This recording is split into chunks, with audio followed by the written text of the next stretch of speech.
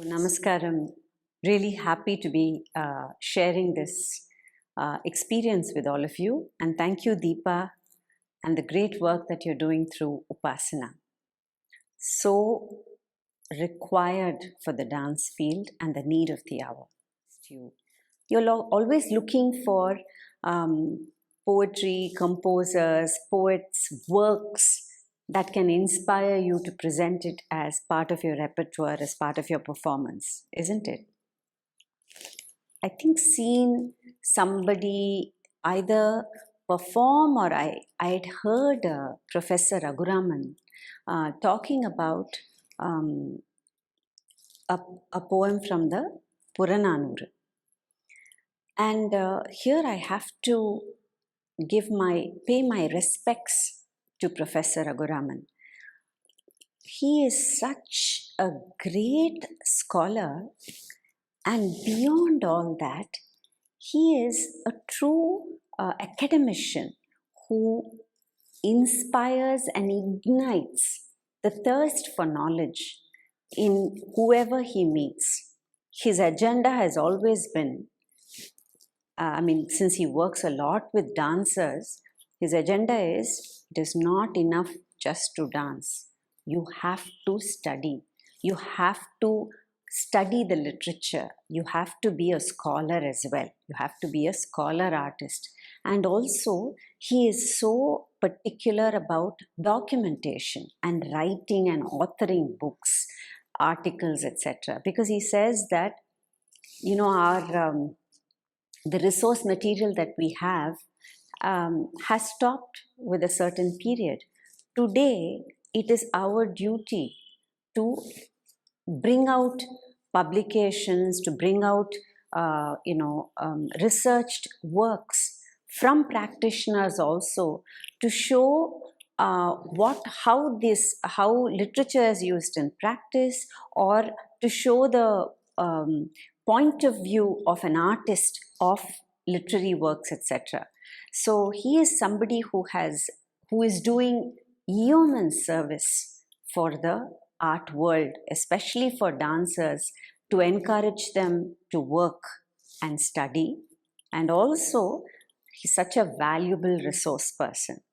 And he was mentioning the fantastic poetry, very moving, evocative poetry from the Purananuru. This particular poem is about a mother who sends her young son to war, and then she hears that he has been killed in the battlefield.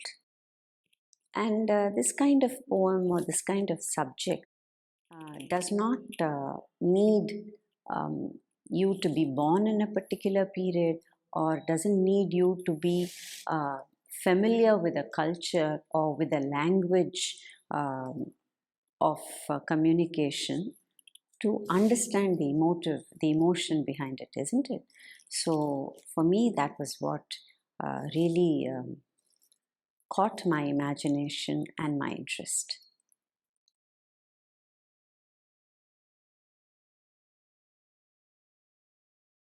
Kalanidhi Mami has worked on Ashtanayikas in Sangam Poetry with Dr. Raghuraman, with Professor Raghuraman. So Raghuraman Sir did this program of Ashtanayikas, where he picked the different Nayikas from and all of Kalanidhi Mami students. All of us did a Nayika. And how Sangam poetry treats these Nayikas, whether it's a Khandita, etc. And because Sangam poetry has its own grammar, isn't it? It has its own rules of how a woman should behave in a situation. And what each verse, right? What is the Sthayi? What are the determinants? What landscape it belongs to, and therefore what are the other elements that come along with the landscape. So everything is very clearly enunciated in in Tamil literature. So doing the Ashtanayikas was a very different experience. I've learned so many compositions from Kalanidhi Mami. So working on Padams and Javalis is, is an experience that I'm very familiar with. It has been my strength. But working on Tamil poetry, which has got its very, very clear, distinctive grammar, has been a very different experience. And with Raghuraman Sir, I've also worked on one program of Aham and Puram, which we performed as a Margam for the India International Center Festival in Delhi. So they had they had commissioned, me to take up a concept, and I thought this would be an interesting concept. So we worked on Aham poetry as a Varnam, and then I think we did a couple of Purananuru compositions, verses as the Abhinaya pieces, etc.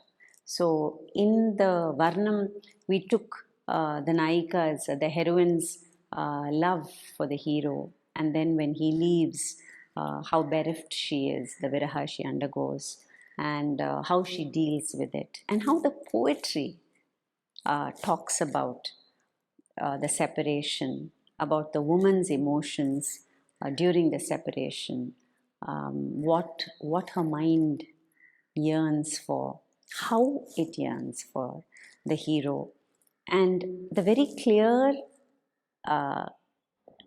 grammar with which it is written, isn't it? It was very, very interesting.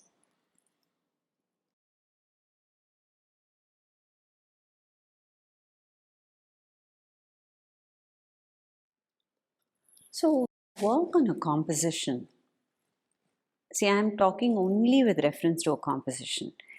If I work with respect to only music, that would be different. Okay, now I'm talking with reference to a composition, and a composition has lyrics. Okay, a lyrical composition. So, what is my trigger? The lyrics. Lyrics I have to know by heart. And it's not like I read it once, I know the word to word meaning, okay, now I know it, now I'm ready to do the piece. Not at all. Every time you work on it, you have to go through the lyrics again. You have to go through the word to word meaning again, which is what I do when I teach. Because knowing it once is your first introduction. Then every time you do it, when you read the lyrics and you read the word to word meaning, with the experience up to the point, your understanding becomes colored and becomes layered to that extent. So it's very important to keep revisiting the lyrics and the meaning every time. Because the deeper you go in, the more your sense and understanding of the lyrics, of the situation, of the character, which are very important triggers for your imagination and visualization. So, as far as a lyrical composition is concerned, your understanding and reading of the lyrics and its meaning is an ongoing process. Happens every time you work on it and every time you perform it. Because at the end of the day, what is your idea? It's your mastery over it, isn't it? Because unless you know the lyrics, the word to word meaning, and understand the music, right, you cannot have control over what you express. Because the music and the words have to come through you, they are not on the outside. If they remain on the outside, it means you are still separated from it. Unless they come through you, the musician may be singing from the outside, but the music has to come through you. So when they come through you, the way the voice breathes in the music, the way the lyrics are enunciated, the meaning of the lyrics, the notes of the music, etc., has to be a part of your breath. Only then you will have, the ability to soar above the lyrics and the music.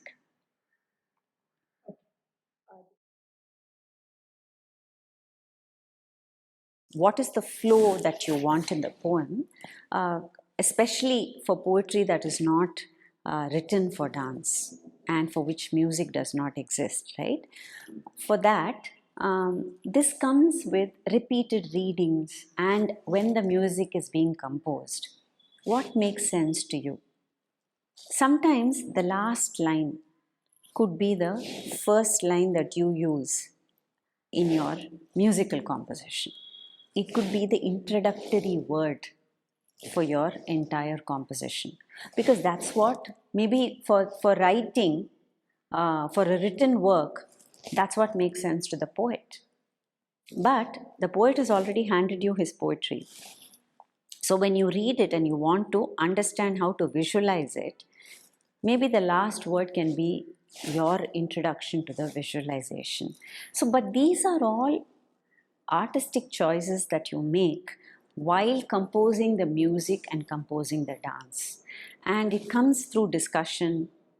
I mean, I work, with my musicians.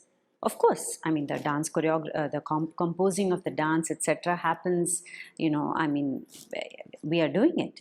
But what happens is when all of us sit together, whether it's the music composer, whether it's my vocalist, whether it's my mridangist, whether it's my violinist. See, we've all worked for more than 20 years together.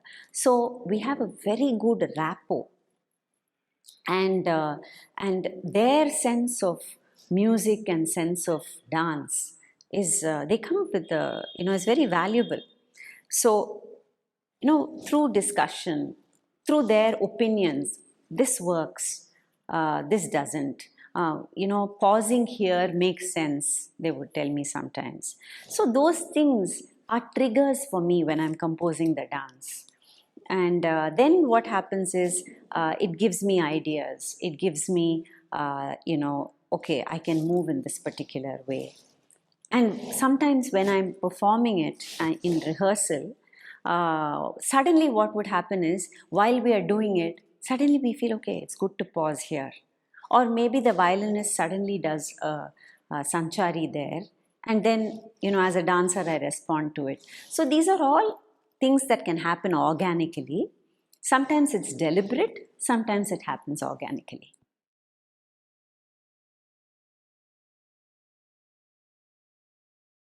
Sir would give the meaning. Yeah. So deciding on which word comes first or the flow of the lines, etc. Raghuraman Sir would give the meaning and lyrics and the meaning, right? The decision of which words to use first, etc., would be done as a kind of a discussion between Rajkumar Sir and me. Rajkumar Sir is extremely sensitive to lyrics.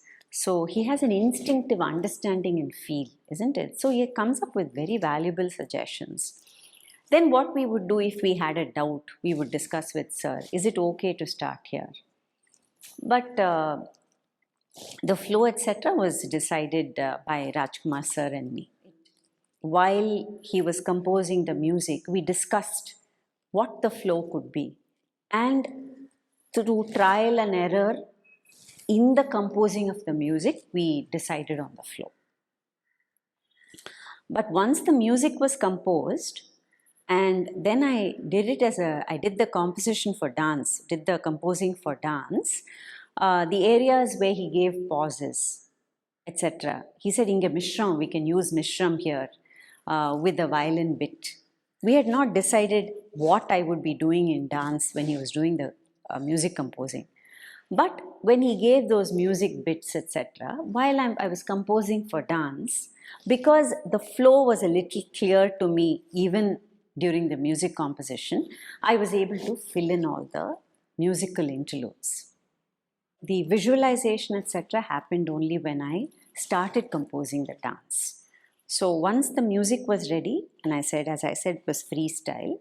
So I know the meaning I know how the words are used in the music. I know the musical interludes, etc. So these were all rough triggers for me. Once I started composing the dance, the visualization came to life.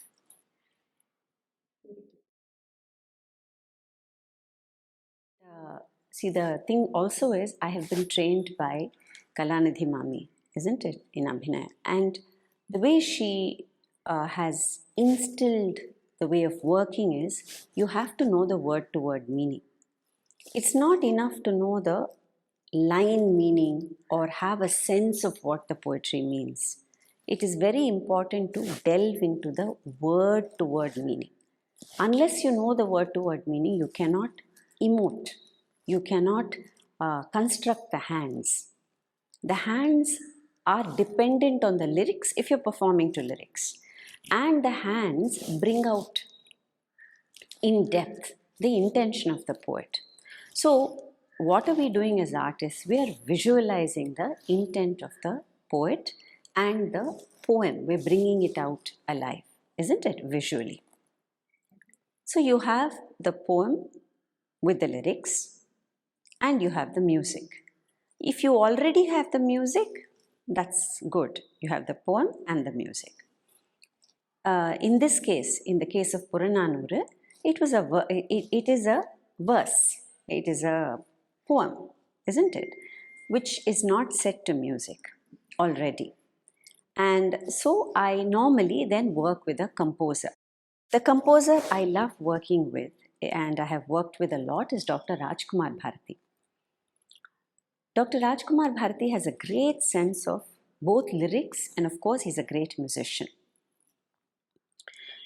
But there's a challenge there also because Rajkumar Sir has such a fantastic grip over lyric, the written word and music. For him, it's very natural to orally bring to life the poem, isn't it? So what happens for the artist, the dancer, you are not only working with a written word, but you're also working with a soundscape that has a vision of its own.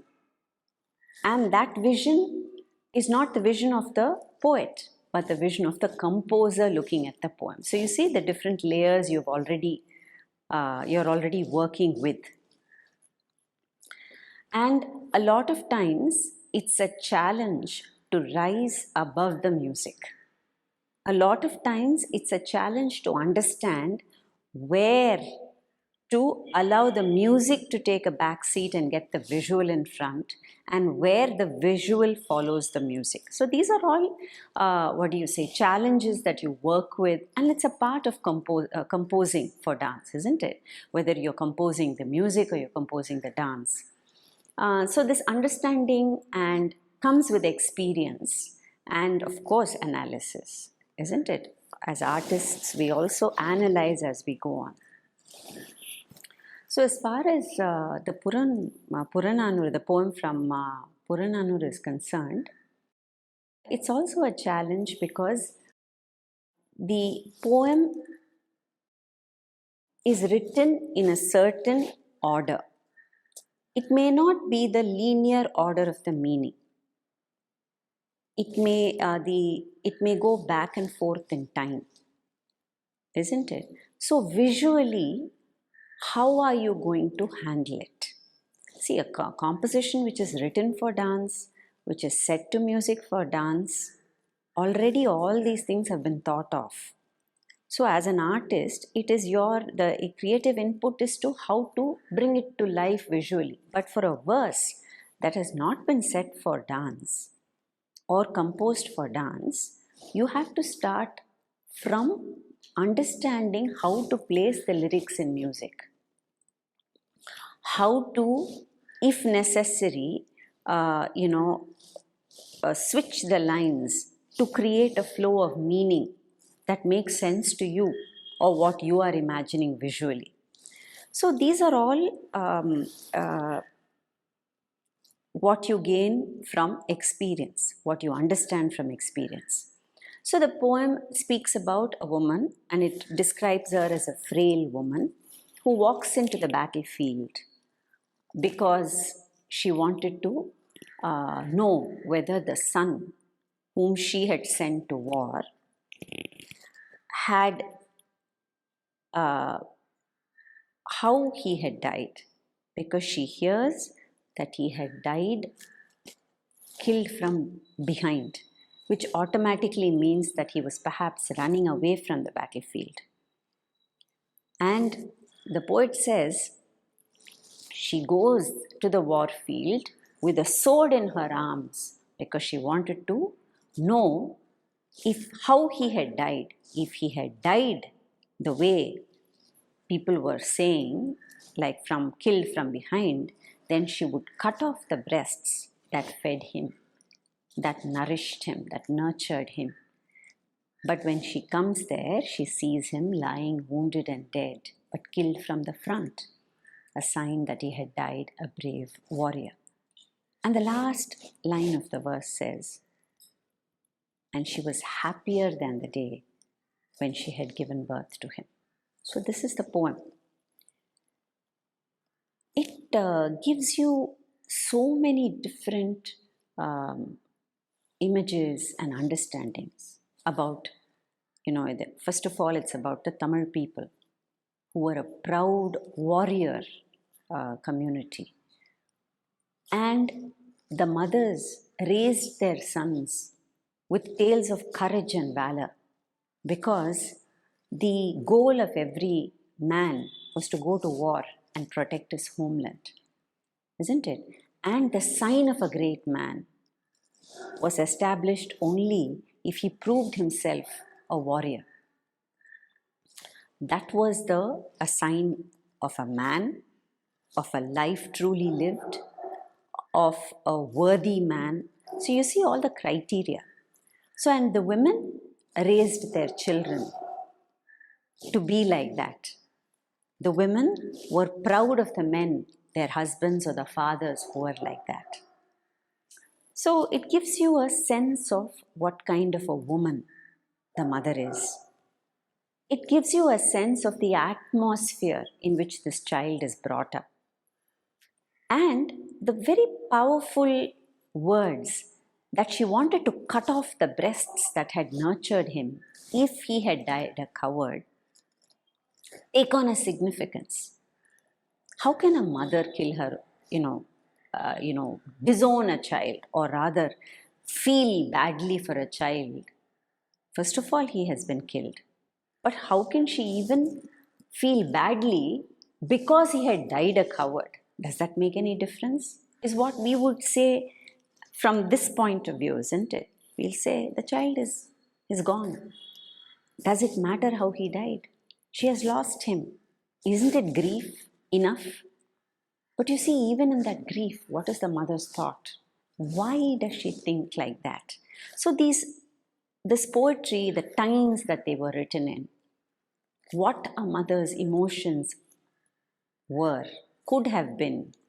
Why is it like that? Why was it like that? What is her state of mind when she's walking into the war field? How does she, what are the thoughts going on in her mind when she is looking around for her son, when she's searching for her son's body? And what about that moment when she sees him? How do you portray that? And how can you say the words, she was happier now than she was when she was the day he was born? The day he was born was a day of life, right? Can you imagine the climate during that moment? Can you imagine a mother's emotions at that moment? Every mother, when she holds a child, the baby for the first time in her arms, can we even begin to think or describe that moment of awe, great happiness, gratitude, so many things, isn't it? But what does the poet say?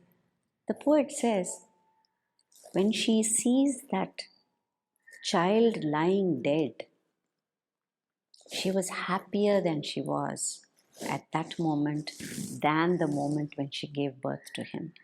Is it even conceivable to imagine a mother feeling like that. To imagine a poet actually saying those things. What is the, why did she even feel that? What is it that about her makeup, about the situation, about the way, the culture, that even makes her think that makes a poet write that, isn't it? So these are all the, what do you say, when you go in depth into the poetry, it's not only about as an artist, it's about as a woman, as a mother. I may be a man, it doesn't matter, even if I'm a male dancer dancing. To understand a mother's emotions, to understand a woman's emotions, to understand not only a mother, a woman, but a mother and a woman at that time, during that period written by in the poem, by the poet in the poem. So, as an artist, my dharma is to understand what the poet's intention, what is it that he is writing about, the emotion that he has brought to life through his words. So, as an artist, it is my dharma to bring it to life visually. So, first of all, what is the flow that I wanted to do? I cannot go back and forth like he did, isn't it? In the like the words are, then it would not make sense either to the dancer or to the viewer. These are all choices that you make. So we did it in a way where the woman first enters the battlefield. And when she enters, the air of death and fear that she sees around her. Perhaps it is also a reflection of what is in her heart, isn't it? The smell of death, the smell of fear. What is she going to find on the battlefield? And there she sees great men who have been felled and who lie dead, big elephants. She sees this huge battlefield where there is no sign of life, only death. And as she is going around, she is thinking of her child. And there we bring the past where she dresses the child and talks to him about the battlefield that she is dressing or preparing him to go. And there she listens to the child's brave words and she's filled with happiness and pride. And then she gives a sword to him and sends him. Till that, she only shows the pride and courage. But the moment he leaves, there is, you know that she is going to stand at the doorstep, waiting for that boy, waiting for news of that boy. The mother standing at the doorstep, sending her child. It's such a moment of finality, isn't it? And then she hears people rushing to her, and through all that noise, she hears that her son is killed. The words that she knows is inevitable. But she hears through all that noise that her son has been killed from behind. The sense of outrage, shame, of disbelief, of anger, anguish that she experiences. And then she says, if that is right, if my son has died like that, I will cut off the breast, she says, and takes a sword in her arms and rushes. So that is the past. So you see, a woman has walked into the battlefield, a battlefield of fear and death. And then what happened, how she sent him, and the news she hears. And with a sword, she has come. So cut to the present. and she's walking. When we walk, we normally sidestep anything that is in our way, isn't it? But here, what is she walking on? She's walking in a battlefield with bodies strewn all over. So as she steps over bodies, away from bodies, not to step on already dead bodies there, and everybody there, is it my son? So that as she searches, what is she searching for? Her son. And then she searches, and there she sees her boy lying dead. So the music also follows her emotions very closely. The way, the pauses, it is not a song that has been set to rhythm. It is a song in freestyle. So even the way the music pauses, the places where it pauses. It paused when you had a flashback. Then it pauses again here. There is a pause when she finally sees her son. And then the sword drops from her hands. She's too weak to hold it anymore. And then the music and the lyrics rush towards the boy.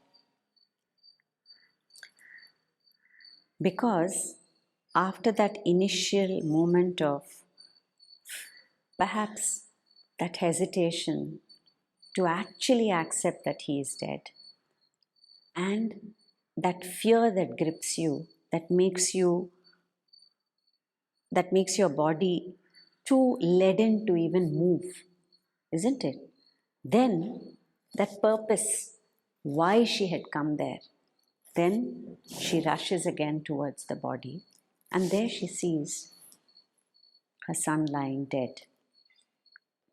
Then there's only a second where she realizes that he dies.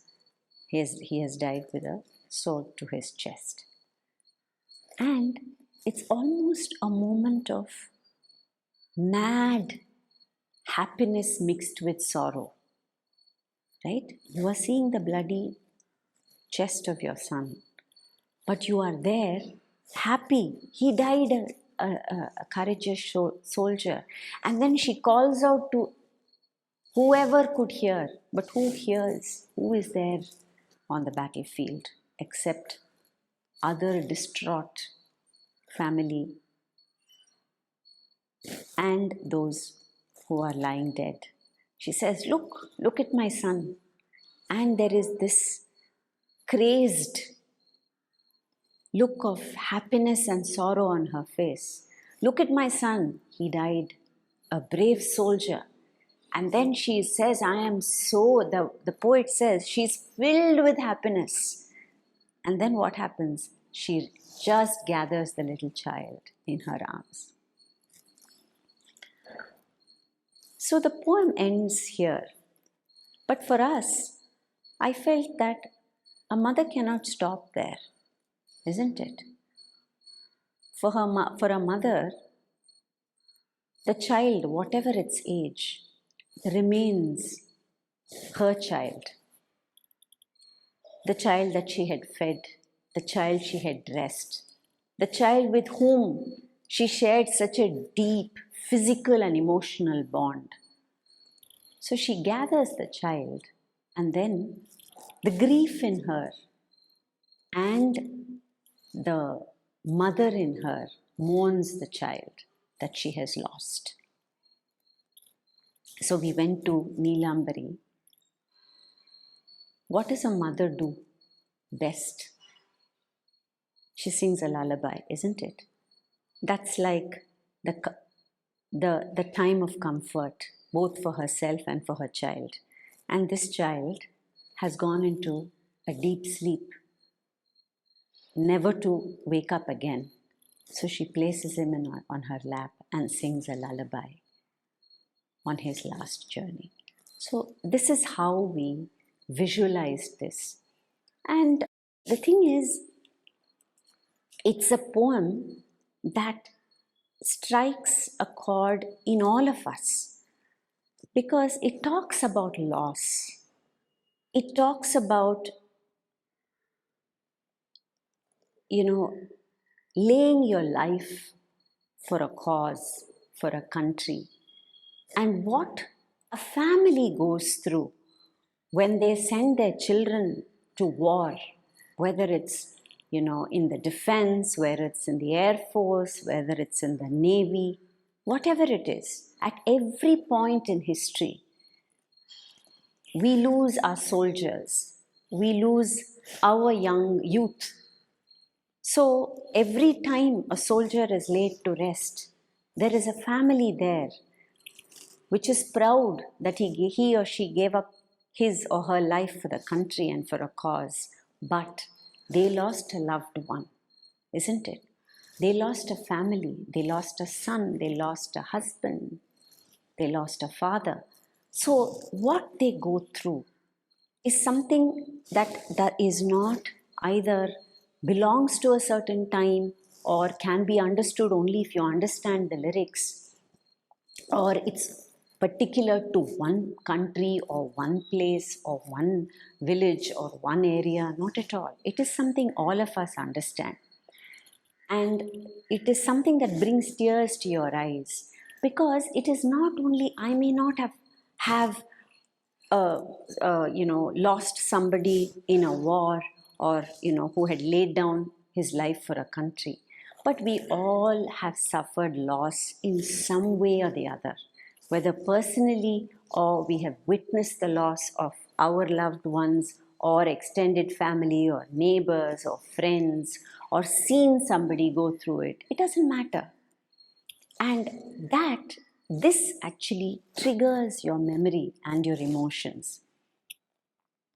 And it gives you that sense of understanding, empathy, and experience. And that is what art is about, isn't it?